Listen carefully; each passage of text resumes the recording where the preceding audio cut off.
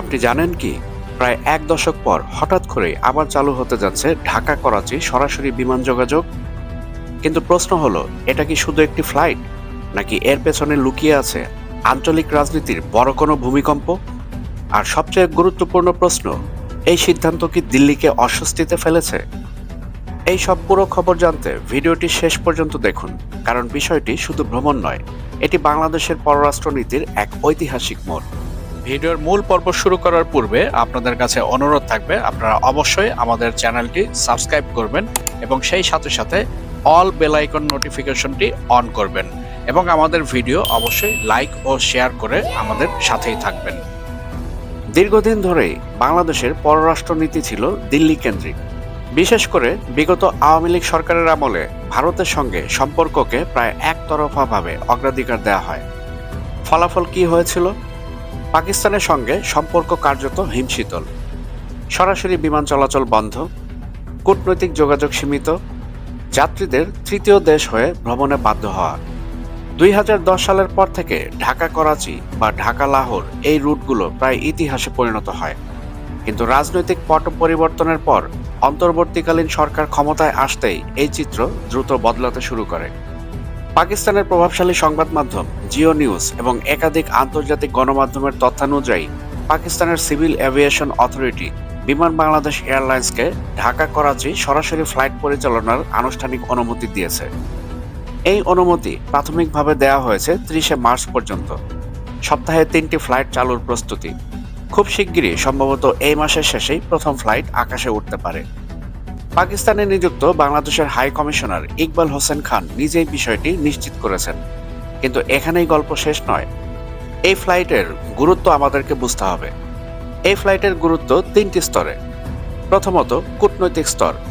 এটি স্পষ্ট বার্তা দিচ্ছে বাংলাদেশ এখন একক বলয়ের রাজনীতি থেকে বেরিয়ে বহুমুখী ও স্বাধীন পররাষ্ট্রনীতি অনুসরণ করছে। দ্বিতীয়ত, আঞ্চলিক ভারসাম্য। দক্ষিণ এশিয়ায় ভারত, চীন, পাকিস্তান এই 3 শক্তির মাঝে ভারসাম্য রক্ষা বাংলাদেশের জন্য কৌশলগতভাবে অত্যন্ত গুরুত্বপূর্ণ।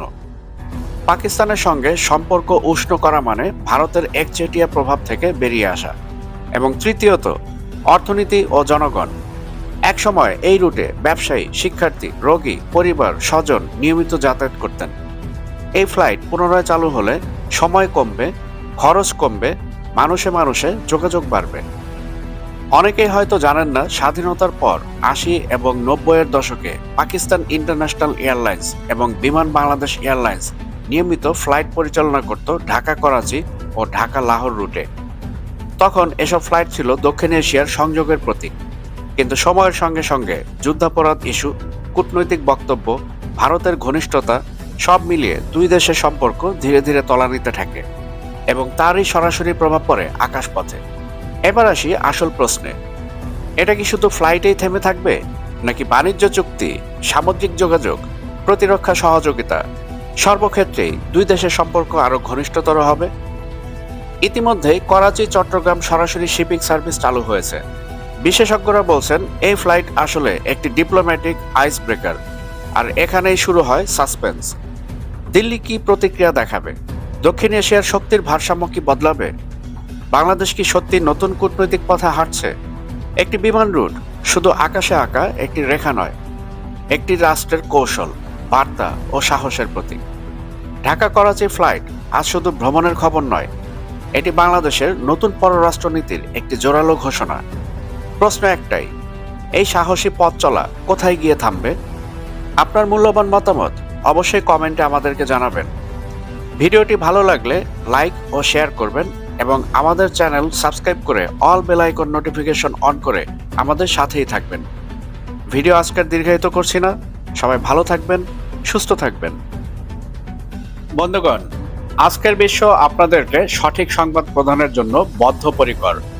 তাই আমাদের ইউটিউব চ্যানেলের পাশাপাশি আজকের বিশ্ব .প্রেস এর যাত্রা শুরু হয়েছে, যেখানে আপনারা এক পাতাতেই পেয়ে যাবেন আন্তর্জাতিক সব গুরুত্বপূর্ণ খবর এবং সেই সাথে সাথে রাষ্ট্রীয় খবরগুলো। এবং এর পাশাপাশি অনুরোধ থাকবে, আমাদের ফেসবুক পেজও আপনারা অবশ্যই ফলো করবেন, যাতে করে নিত্য নৈমিত্তিক সব ধরনের আপডেট আপনারা সহসাই পেতে পারেন।